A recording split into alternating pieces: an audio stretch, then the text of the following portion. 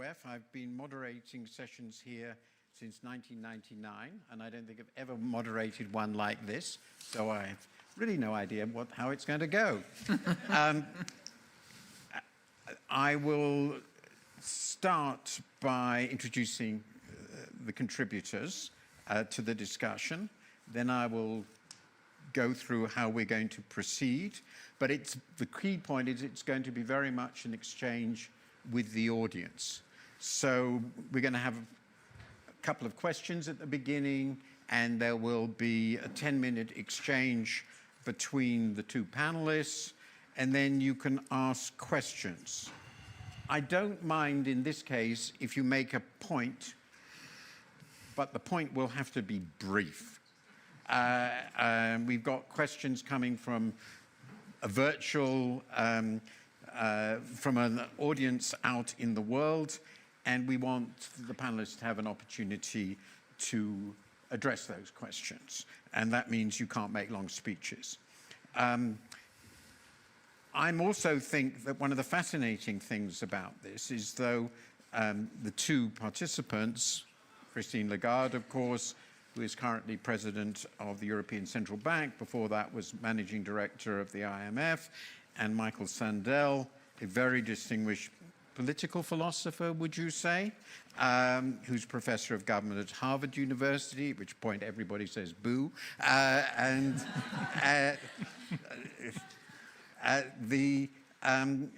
The interesting thing about these two people is they are immensely distinguished, incredibly thoughtful, and which is what makes this much more interesting.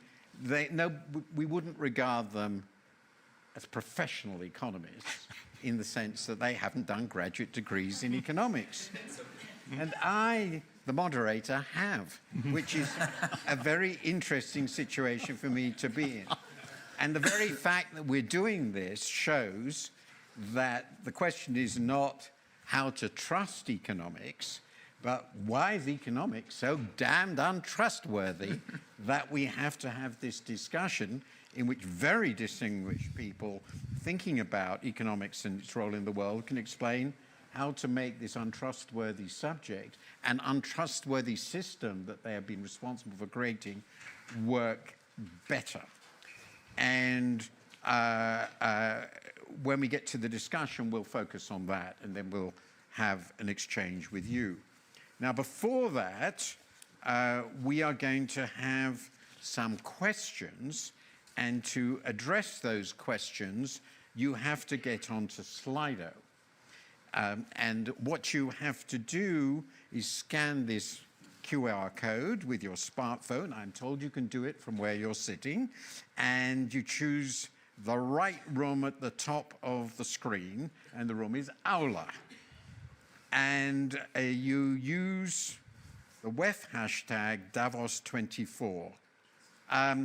I think I've got that more or less, if you need to. And apparently, you have to reselect the room on the Slido app if you've used Slido this week. If you pass this really complex exam, you can answer one of the questions. I'll give you, let's say, 30 seconds for this, and then we'll get to the question. Is everybody, well, put up your hands when you're on Slido. Oh, there are some really seriously clever people. Not obviously there, young people. A few still struggling? Yep. Okay. Okay. People are doing well. So how much do you trust our existing economic system? One should take into account, you might want to look at this. These people are at the WEF, and that might tell you a bit about their attitude to the current economic system, and not least for the fact that they're probably doing rather well out of it. At the moment, we've got 48% think they rather trust it, 23% definitely trust, and, well, we're getting a little more don't trust, but still the don't trust, that's a pretty fair minority, so you're going to have to persuade them that it's as untrustworthy as you might think it is. At least one of you might. Okay, Have we got those well enough? Can we move on to the next question? Is there another question? Yes? So if you think there's a problem, and of course lots of you think it's perfect, what do you think are the problems with it? Okay, that's interesting. Well, we're just starting. Okay. Are we getting to the end, sort of? Okay. It's still sort of light, it's settling down a bit. Okay, global inequalities, interesting. Environmental disaster, 15%. Domestic inequalities, 13%. Slow growth, 12%. Lack of jobs, 5%. Now, that's a very interesting set of answers, and it seems to be stabilizing around there. So basically they trust the system, but to the extent they don't, they seem to worry about global inequality most. That's actually, telling you the honest truth, it's not what I'd expected. So that's educational. Now, when at the end of the discussion, we plan to put these questions up again, and we will see if you'll change your minds.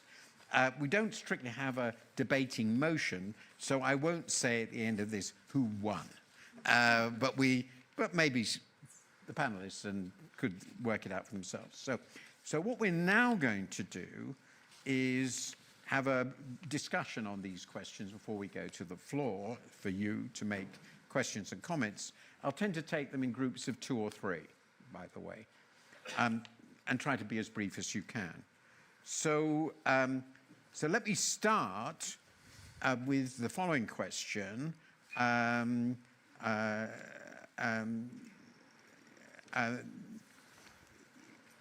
What, in your opinion, is good and bad about economics and the economic system it has created, inspired, or influenced?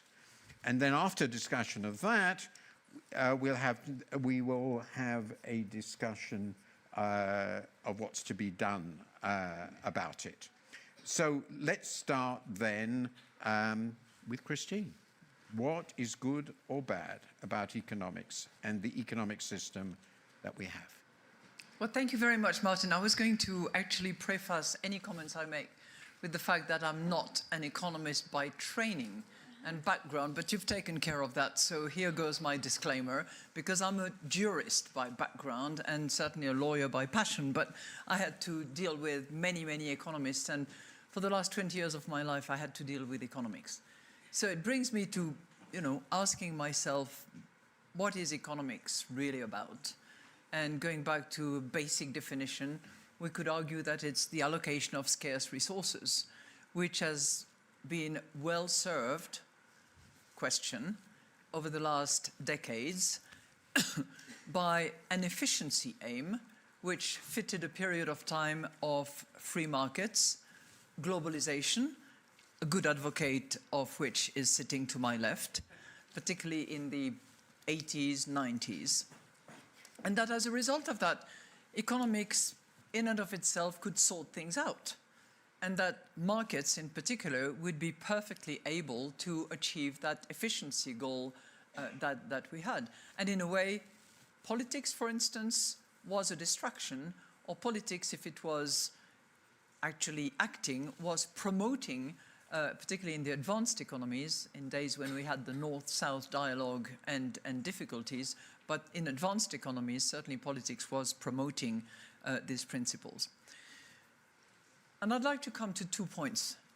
One thing that I have observed from my vantage point now at the ECB and previously at the IMF, which is that efficiency aim that was there has been gradually replaced over the course of time, and particularly in the last few years, by a security aspiration. So security replacing efficiency. And if I want to take you to 3 examples of that, I would certainly take climate change first, and the climate transition necessity, which is not driven by efficiency, which cannot be sorted out and achieved by market rules and principle only, but require other tools, and I'll come to the tools in a minute. That's the second point I want to make. Second area where security has prevailed over efficiency in terms of goal is energy. And if anything has been learned from the horrible Russian aggression against Ukraine, we've learned that energy is not just a matter of efficiency, it's not just a matter of supply and demand and setting of prices, can be manipulated to the extreme, and it's certainly a quest for security. The third area which I have, and which is again in debate and possibly under threat, is supply chains, which we had taken for granted, where cost reduction and just on time were the key principles, and where now the just in case and security of supply and safety of the supply chain becomes the aspiration. So with that as a background, and from my very small window in the economic world, which is that of a central bank, and with in mind the first thing that I said at the first town hall that I attended at the ECB, which was to the economists in the room, that I didn't know very well at the time, but informed by my IMF days, and I have an IMF colleague in the back of the room who will attest to that, I said, beware of models. And if I bring these two together of, security over efficiency, beware of models, what I draw from that is the fact that many of those shocks that are bringing security over efficiency are exogenous shocks, are certainly not linear development, but are crisis or development or exogenous development that are not in models, that have not been in models, and that have led us, and the ECB, the European Central Bank, was the first one to admit that it had got it wrong in a way, was not captured in our model, and therefore gave us projections and forecasts that were out of sync with what we should have actually explored. And that leads me to my last point, which is that economists, not the good ones like you, Martin, but many economists are actually a tribal clique. There have been studies of, quotations, cross-fertilization, cross-references, and economists, I think, together with quantum physicists, are the most tribal scientists that you can think of. They quote each other's. Yeah, men more than women, by the way, but that's another story. Ooh. But they don't, it's true. Yeah. But they don't go beyond that world because they feel comfortable in that world, and maybe models have something to do with it. And what I think we should move towards, and I'm trying to convince my colleagues that we have to, is bring in people that are not members of the tribe. If we had had more consultation with epidemiologists, if we had had, and we now have, thank goodness, climate change scientists inside to help us with what's coming up, if we were consulting a bit better with geologists, for instance, to properly appreciate where some of the rare earth and resources are out there, I think we would be in a better position to actually understand the developments, project better, and be better economists. So, there. That's very, very interesting. I should say that myself, having been an academic economist and having a terrible tendency to quote political scientists and political philosophers, I long since ceased to be a respectable economist. In fact, I think not even really an economist. So that I am very comfortable with what you said, but I do agree that many of my friends will be pretty shocked. So, Michael, what's good and bad about economics? Well, let me begin with the question of trust, which is really the centerpiece of this Davos year. If we want really to restore trust in economics, what we have to do is close our eyes and try to forget the follies and the failures of models and of mainstream economic advice over the past 4 decades. If you want to trust economics, you have to try to forget the self-assured promise that we were all given by the proponents of the so-called Washington Consensus of the 80s and 90s and early 2000s, that everyone would be better off if we brought about a frictionless system of global capitalism with the outsourcing of jobs to low-wage countries with low labor protections, if we deregulated finance and insisted on the free flow even of short-term capital in and out of countries.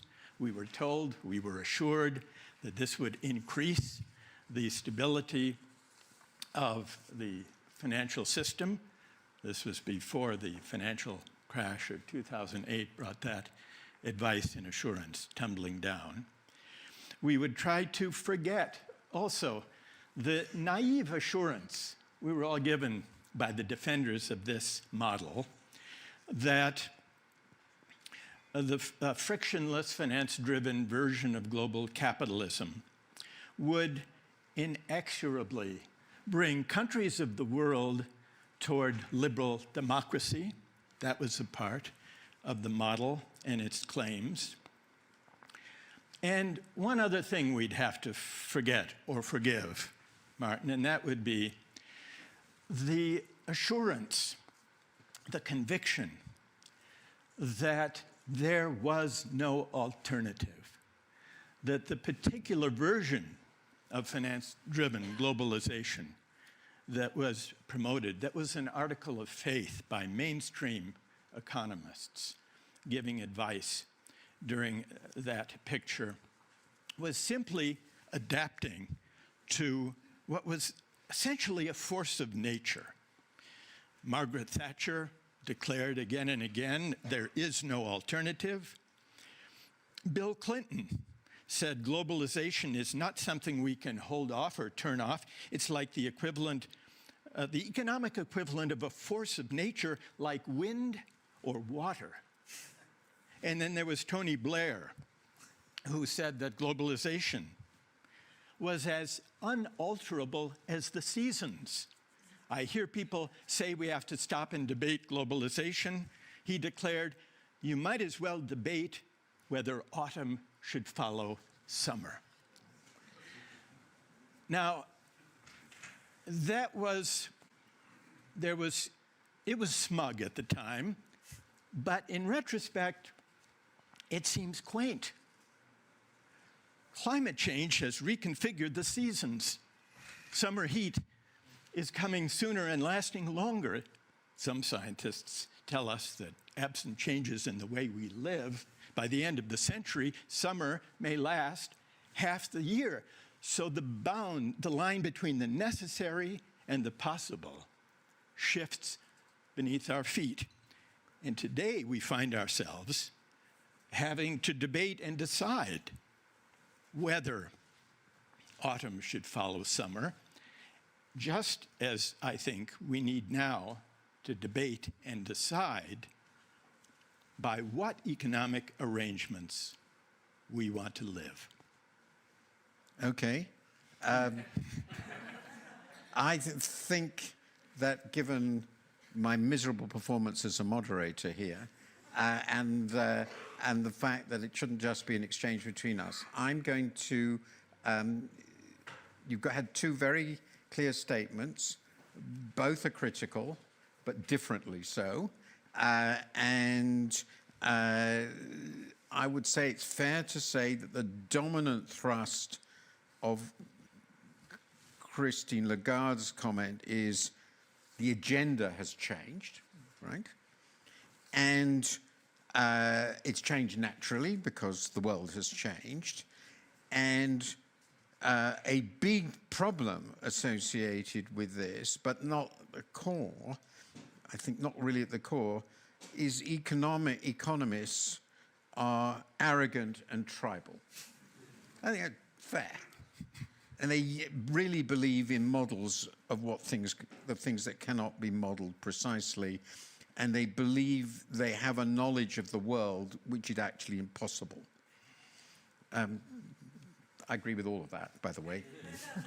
And Michael goes in a rather different direction. He basically says, fair enough. I hope this is fair. This was all a terrible mistake. The last 40 years was a terrible mistake. It produced essentially nothing good, or at least you didn't mention anything, maybe because you didn't have much time. We'll have a question later.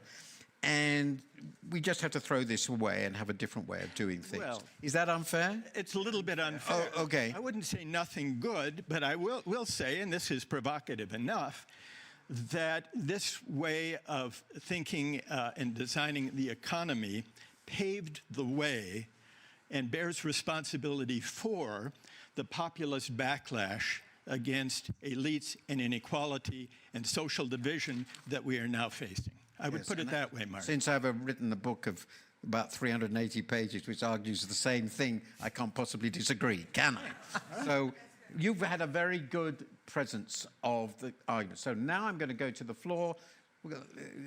I'd like to take about 3 or 4 comments, questions. I hope to remember them all. And say who you are. There is going to be a microphone, I believe. So let's see who wants to ask a question. This lady, please. Could you stand up, perhaps, just so that they can easily find you? Oh, wait a second. Yes. Say who you are, if you would, and Hi. question, comment. Thank you. I'm Danai Kyriakopoulos. I am an economist from my sins, currently working at the Bank of England and also a member of the Young Global Leaders of the Forum. So the topic question is how to trust economics, but also we've talked about how to trust economists, and you've touched a little bit on the issue of diversity in economics and the tribalism. And I wanted to ask more about solutions for that, because yes, we've been talking about diversity in central banks, in other economic institutions, and there's been a lot of progress on gender diversity, geographic diversity, but if everyone went to the same economic schools, that's not diversity really. So just wanted to get your thoughts on that, both of you. Thank you. So you're suggesting particularly that diversity of intellectual diversity is also important, with which I strongly agree. This gentleman, who I happen to know a little, say who you are. Ishwar Prasad from Cornell University, and I died in the Wool Economist. I feel compelled to defend my tribe, but I will instead say that perhaps you're asking too much of my tribe. If you think about what economic models deliver, the good models really deliver powerful insights. They don't really solve all of the world's problems. And I take your point, Christine, that perhaps we take models a little too far when we think that they represent reality. No, a good economist, to be honest, does not think that the model represents reality. It's an abstraction from reality, and I think it's a useful way to make progress. The difficulty is that once you deal with the messiness of the real world, especially political systems, then things become a little more complicated. The basic principles of economics sometimes get convoluted. Now, I don't stand here and blame political scientists for Trump, and perhaps you shouldn't blame economists for everything that goes wrong in economies. But it's really worth thinking about whether we have thought about economics in the wrong way, rather than providing these basic insights as instead trying to encompass the failures in political systems and social systems as well. Okay, I'll take one more question. You, sir, yes. Will you stand up so they can see you? I'll come to you later, I promise. My name is Anirudh Jalan. I run a company called Recycle, where we create a marketplace for plastic waste in India. My question is, if Schumpeter were alive today, and if he would see AI... If who? Schumpeter, okay. If he were to witness AI and climate change, do we think that his theory would be a little different? He would? Theory would be a little different. Would be? Different. His theory of growth here, he produced quite a lot of theories. Okay, so that new technological innovation would disrupt existing jobs, existing systems. And you want to ask whether he would change his, okay. Okay, that's an interesting way to go. I'll come to that in a moment. Could you explain why, just to make sure I understand, why Schumpeter might respond to what's going on now by saying my theory of disruptive growth is wrong? I would have thought it's vindicated, but sorry, I'm not a panelist. I'm in the energy transition and circular economy space, and you know, he says that any new technological innovation would disrupt existing jobs. Yeah. And with AI, but what do we think that in the energy transition or in the climate change transition, would that really disrupt existing? Would it augment it? And the same for AI. Okay. Disrupt or augment are the alternatives. Okay, I'll come to that in a moment. Okay, let me, if I may, go to the panel, and then I should probably look at my screen. Christine, I think the question about how do we solve the problem of diversity and particularly intellectual tribalism is very well addressed to you, since you're running one of the world's most important central banks. So what are you doing to solve it? First of all, thank you for the question, because I think that one of the ways to solve it is to bring it up for debate, to be vocal about it, and to recognize that if we do not make progress, we will continue to have this group thinking that doesn't work. You know, when you're surrounded, as some of you have been, are, or as I have been and still am to an extent, by the same exact kind of character, I will not describe in details, who have gone exactly to the same schools, who are roughly the same age, how do we expect, you know, new thinking or real debate? So, to talk about it, to raise your voice and the voice of young participants like the young leaders, but also to have, as much as possible, this principle of diversity endorsed at the highest level, because you have to lead from the top on that one, to have quotas in place, or at least targets, to review them on a regular basis, I mean, there are lots of tools that can be used for hiring and selecting and building the pipeline that are used by some, but not by many. And I think that, you know, everyone is accountable. I'm not going to tell you how many women I've hired. It's hard, because then you very quickly get the pushback of the white middle-aged man who says, I'm at a disadvantage, this ain't fair. But as, you know, RBG would have said, to restore parity in the Supreme Court, she was asked, how many Supreme Court justices should there be? And she said, all of them should be women. And when asked, why do you say that? She said, well, to restore parity, you have to look back at history, and it has been those 9 judges, always of the same gender and of the same color for many, many years at least. So it's not retaliation, it's rebalancing. I'm not going as far as that. But we really have to make efforts, and I thank you for your question, and I think that each and every one of us, wherever located, we have to help with that, because it's good for the bottom line, it's good for yourself and feeling good about it, and it's just economic sense and not nonsense.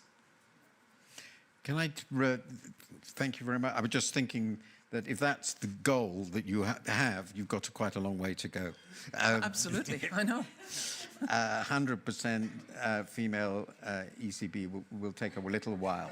I was pushing the envelope on purpose. Yes, I understand. Now let me... It's what Prasad asked, I think, quite an important question, which is the sort of nasty question economists focus on. So you've asked very important and made very important systemic questions. But so this is a way, since we can't debate these for hours, within any economy we could imagine, it's a very complicated system, obviously, we have to make policy decisions about how high should the interest rate be now, what is an efficient tax system, and of course there are other issues there.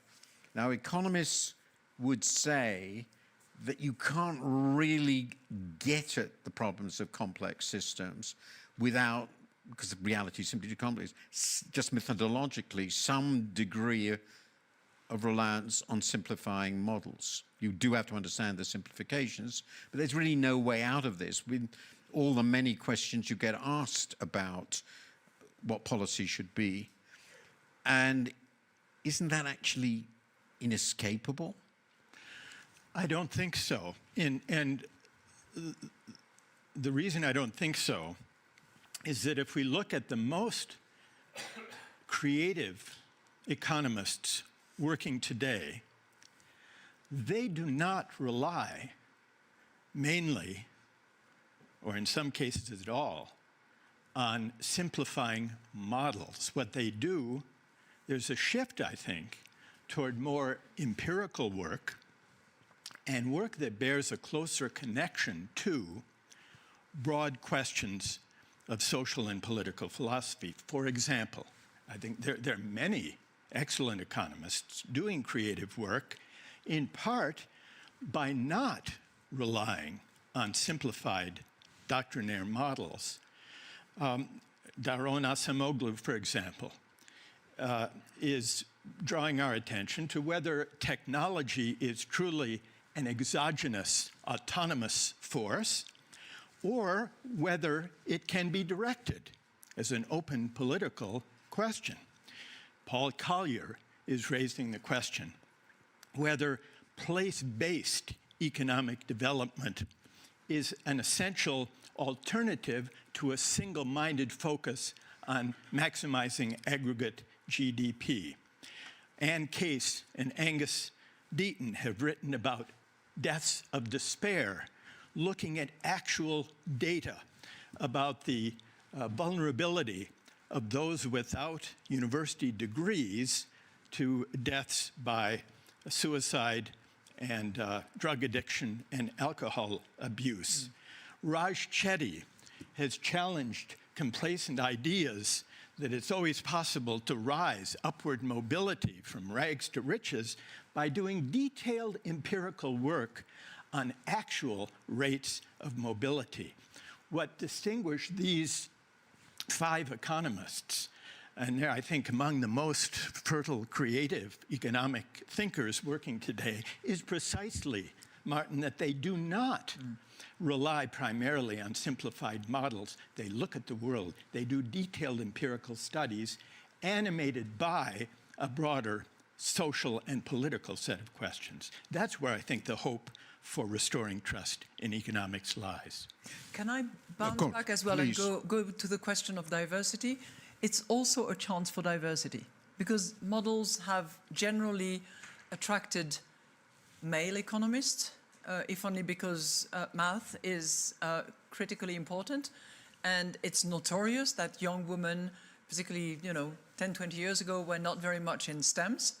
Well, empirical work, research, analysis, attention to details, something that women are bloody good at. I would have added Esther Duflo to the list of economists that you've mentioned here. So that's an added tool that we can use. Well, I've cited all of these people in my book, and I'm not going to talk about.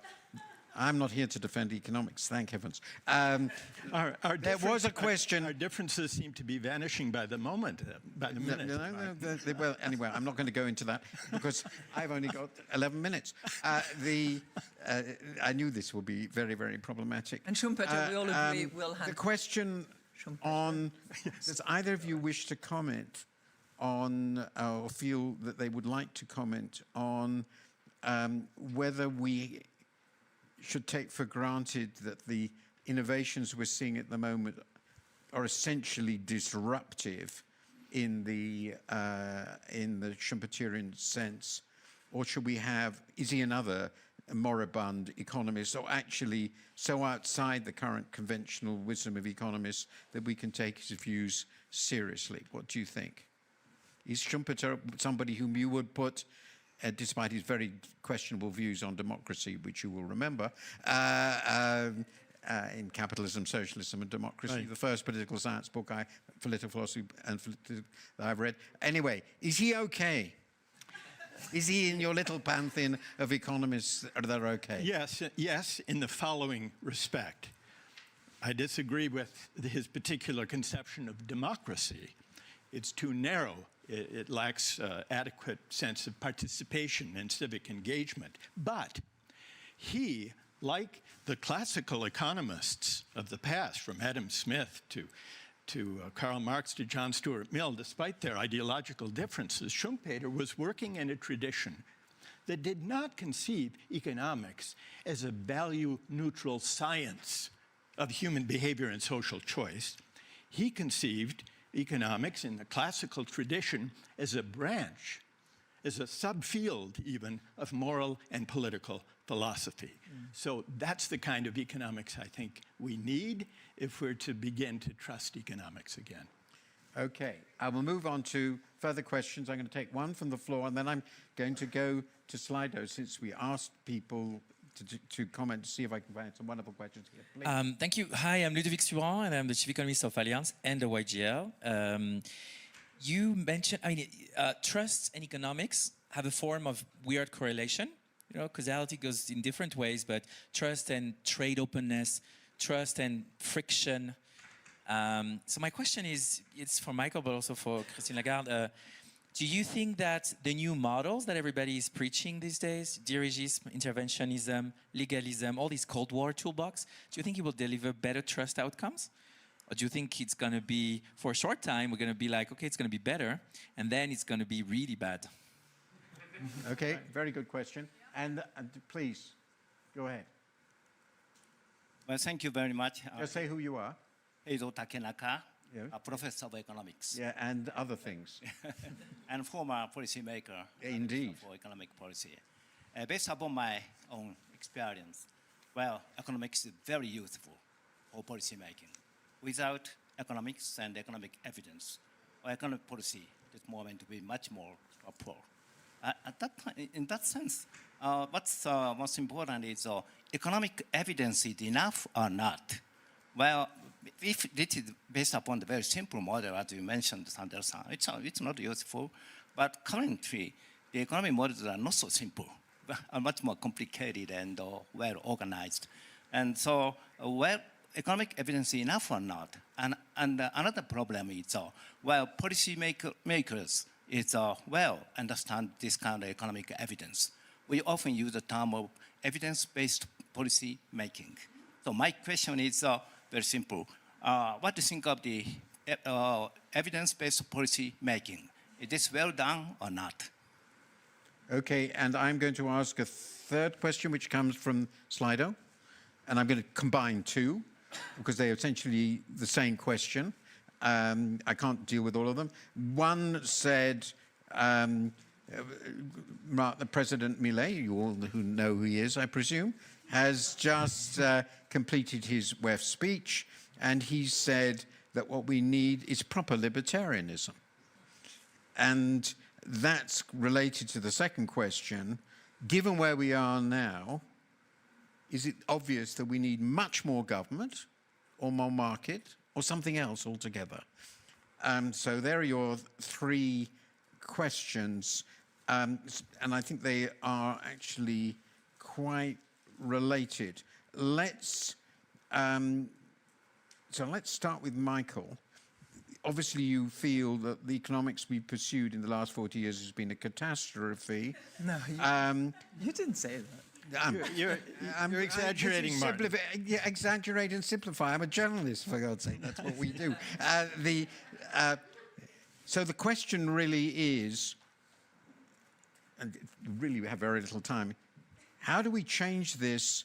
And is the answer, is a core part of the answer, and I think it fits with these last questions, a much expanded role for government or for some other entities within society to fix the sorts of problems you've mentioned? I hope that's not too crude a question. No.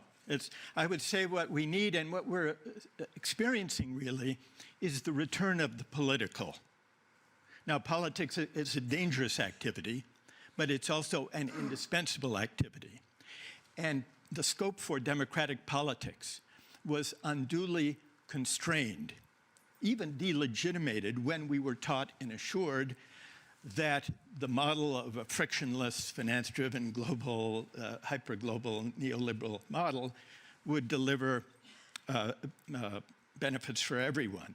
The return of the political makes those questions contestable, at least.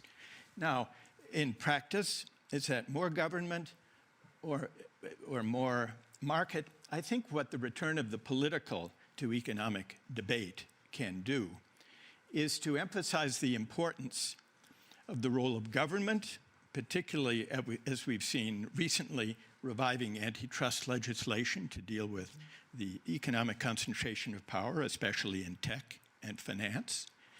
That's government, the return of the political, and also to open debates about public investment. Back to the question of whether the direction of technological innovation is fixed as if by nature. That's only if you assume it must be governed by the purposes of Silicon Valley. But if democratic citizens want to have a say in directing the future, let's say, of AI, what will make for good AI that will actually enhance life rather than simply destroy jobs, we have to have a political debate and an openness to public investment to back up the results of that debate.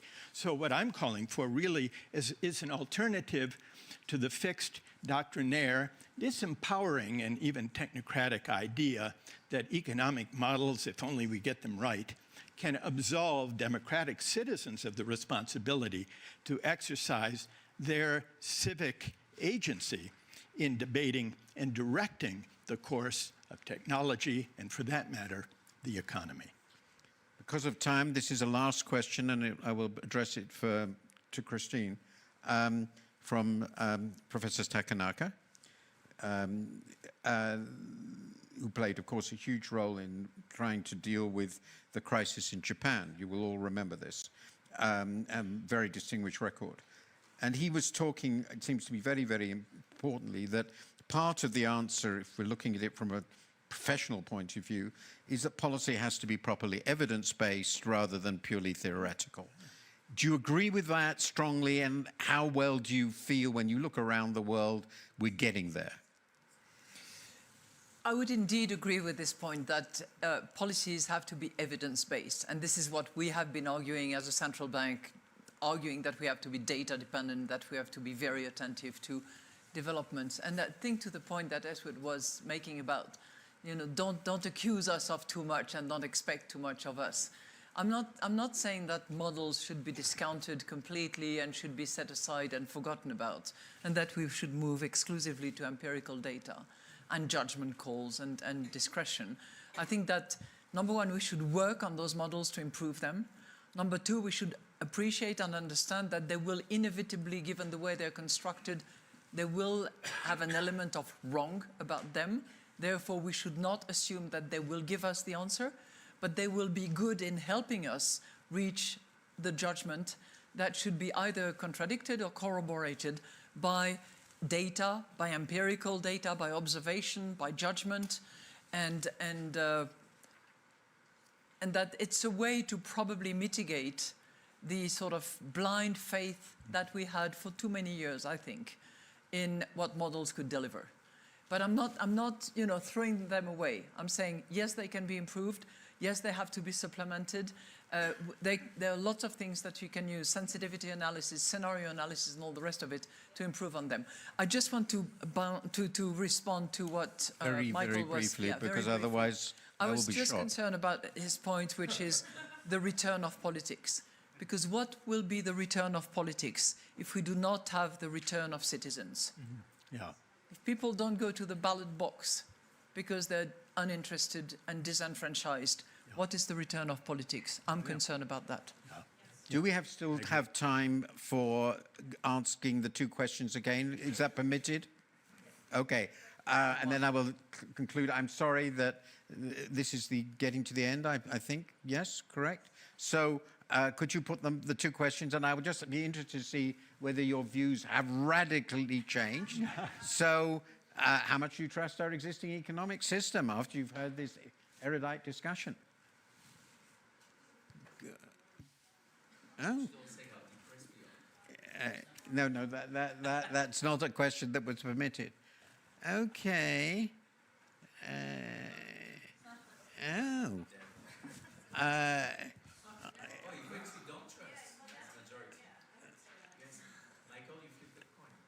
No, not quite. Look, 42, 47.